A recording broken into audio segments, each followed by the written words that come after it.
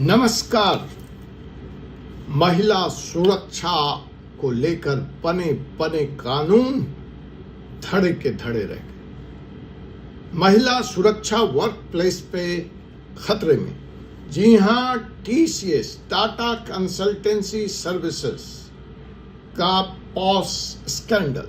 जब शिकायत करने वाला ही चुप करा दिया जाए तो कैसे भला रह सकती हैं भारत में महिलाएं वर्क प्लेस पे सुरक्षित। सोचिए जरा एक मिनट के लिए, अगर एक ऐसी कंपनी जो देश की सबसे बड़ी आईटी कंपनी में गिनी जाती है और जो टाटा समूह से आती है, जहां पॉलिसीज है, एचआर सिस्टम है, कॉम्प्लायंसेज है और सब कुछ ऐसा लगता है कि टेक्स्ट बुक परफेक्ट है, उसको देखकर दूसरी कंपनियां अपने स्वप्न गढ़ती हैं। और वहीं पर जब पॉस का स्कैंडल आता है और उसमें पता चलता है कि शिकायतें दबा दी जाती, तो एक अलग हकीकत खुलती है इन ब्लू चिप कंपनियों के बड़े बड़े सेफ वर्क प्लेस कल्चर के दावों की। और पॉस का सदस्य, सबसे जो दुखद बात है कि यहाँ पर जिसके पास शिकायत की जा रही थी वह खुद अपनी संस्था में prevention of sexual harassment against women का इंचार्ज था, सदस्य था, इंटरनल कंप्लेंट कमिटी का जिम्मेवार अधिकारी था। और सवाल यहाँ पे सिर्फ कंपनी पे नहीं उठना चाहिए, टीसीएस तक नहीं सीमित रहना चाहिए, यह सवाल पूरे सिस्टम से किया जाना चाहिए। हाल ही में आपने देखा कि टाटा कंसल्टेंसी कंपनी से जुड़ा एक बड़ा मामला इन दिनों सुर्खियों में है, जहां आरोप है कि महिला लगातार शिकायत कर रही थी, बार बार शिकायत की, लेकिन यह अधिकारी जिसके ऊपर जिम्मेवारी थी महिलाओं को सुरक्षित वर्क प्लेस प्रदान करने की, कोई कार्रवाई नहीं की। और सबसे गंभीर बात है कि वह व्यक्ति उस संस्थान में खुद उस अनुशासन, खुद उस पॉस कमेटी का हिस्सा था और वह कानून बड़ी अच्छी तरह से जानता था, वह इसके लिए ट्रेन किया गया था, वह हर साल रिपोर्ट भेजता था, लेकिन फिर भी वह शिकायतों को दबा रहा था, फाइल में रख रहा था। तो साहब, क्या यह मामला सिर्फ हैरेसमेंट तक सीमित है, या इसे सिर्फ हैरेसमेंट का मामला समझा जाना चाहिए, या यह पूरे सिस्टम का फेल्योर है? तय आपको करना है, कमेंट में बताइएगा मुझे। भारत में महिलाओं के सुरक्षा के लिए यूं तो कागज पर कई महत्वपूर्ण और मजबूत कानून हैं। उनमें से एक है sexual harassment of women of workplace prevention, prohibition and redressal act 2013। इस कानून के तहत हर कंपनी में इंटरनल कंप्लेंट कमेटी बनाई जानी चाहिए, मैंडेटरी है, यह कोई ऐच्छिक विकल्प नहीं है। शिकायतें मिलने पर इंक्वायरी करना यह भी मैंडेटरी है, और समयबद्ध कार्रवाई करना यह भी मैंडेटरी है। और इस पूरे फ्रेमवर्क की जड़ में है Vishakha versus state of Rajasthan. यानी ये कानून कोई सजेशन नहीं है, यह बाइंडिंग लीगल ऑब्लिगेशंस है भारत की कंपनियों के लिए और इवन सरकारी कंपनियों के लिए। इसमें बड़ी एक विडंबना है, खास करके पुलिस में। वो समझते हैं कि हम तो सिर्फ कार्रवाई करने के लिए बने, हम पर पॉस एक्ट लागू नहीं होता है।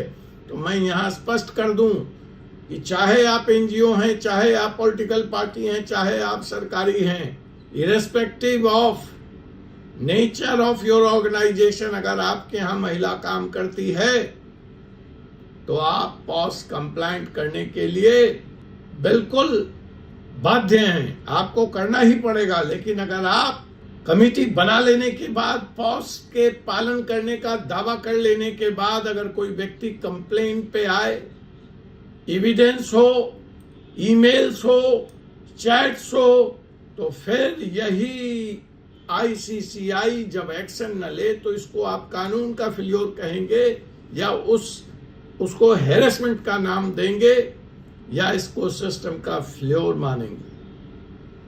और सबसे बड़ी बात जो यहाँ टीसीएस में है कि यहाँ पे जो व्यक्ति एक्शन नहीं ले रहा था वह स्वयं इस कमेटी का मेंबर था, आईसीसीआई का मेंबर था। तो क्या यह लापरवाही है सिर्फ, या यह वैधानिक ड्यूटी की खुली नजरअंदाजी है? यानी कानून मौजूद था, कानून को के अंतर्गत जो संस्था बननी चाहिए वो भी मौजूद था, लेकिन जब मसला आया तो कानून लागू नहीं हुआ। और यहीं से शुरू होता है असली खतरा।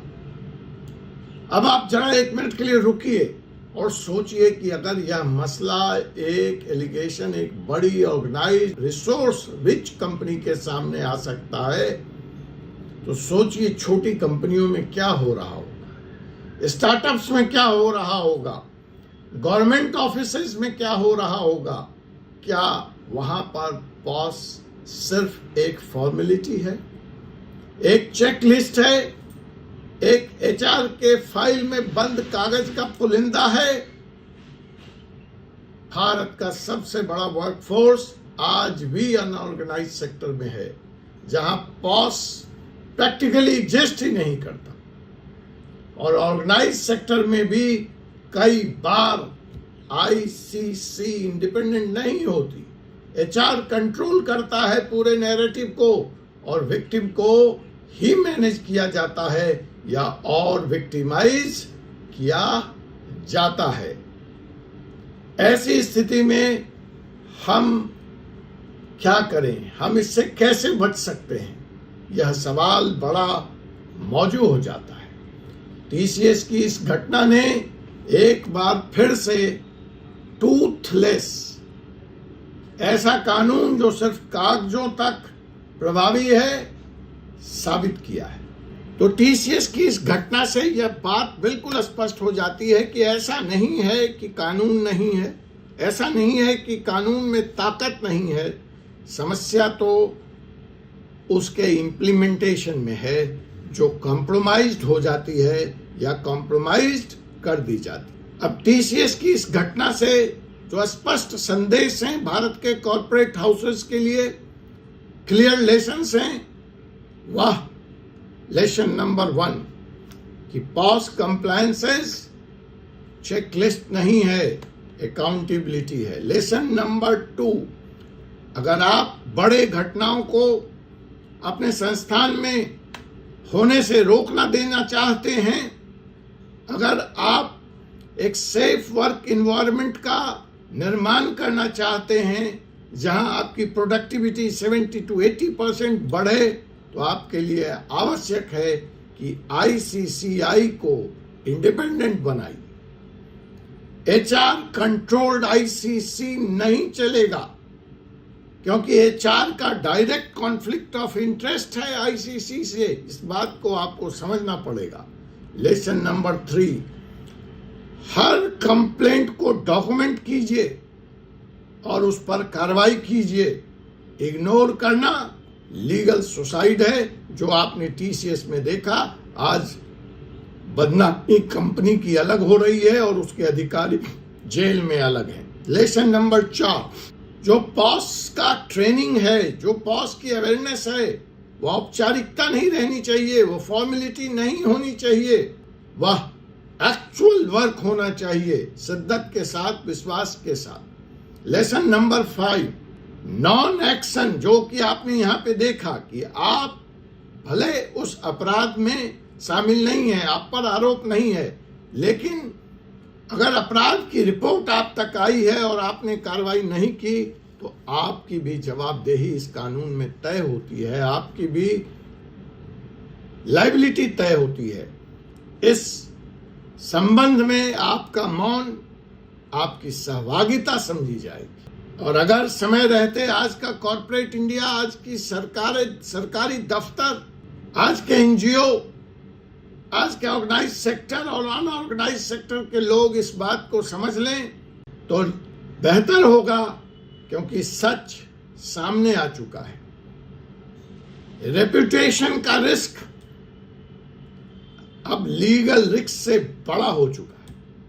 आपकी पूरी जमा पूंजी, पूरा ब्रांड इस एक घटना से तार तार हो सकता है। तो ध्यान रखिए कि when it comes to POS and POS laws, खतरा यह नहीं है कि कानून कमजोर है, खतरा यह है कि कानून के मौजूद होते हुए भी न्याय नहीं मिल रहा है।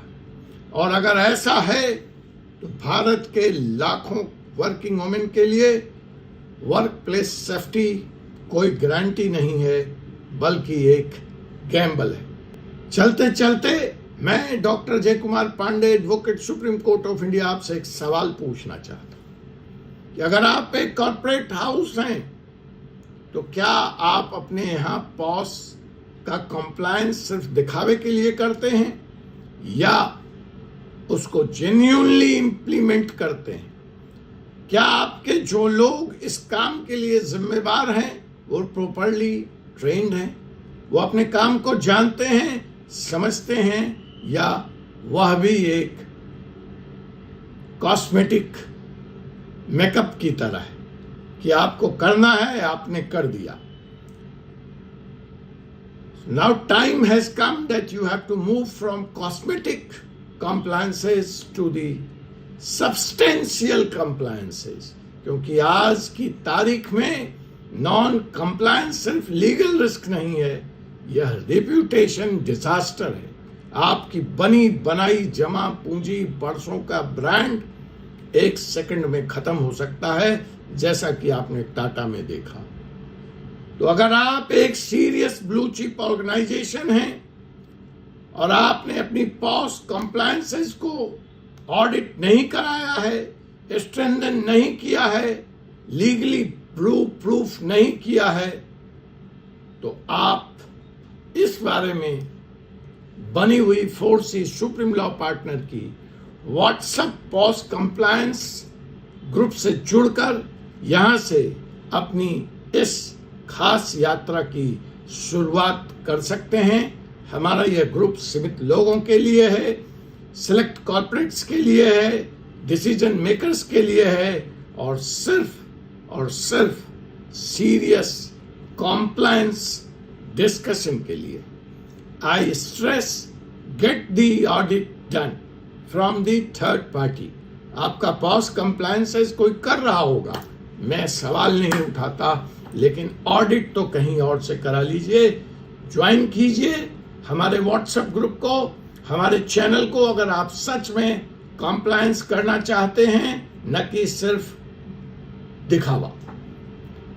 हमारे व्हाट्सएप ग्रुप का लिंक डिस्क्रिप्शन में मौजूद है, क्योंकि हो सकता है अगला केस आपकी कंपनी का। धन्यवाद। आपसे पुनः मुलाकात होगी एक ऐसे ही विषय के साथ अगले एपिसोड में। तब तक के लिए मुझे एडवोकेट डॉक्टर जय कुमार पांडे को अनुमति दीजिए। जय हिंद, जय भारत, जय संविधान।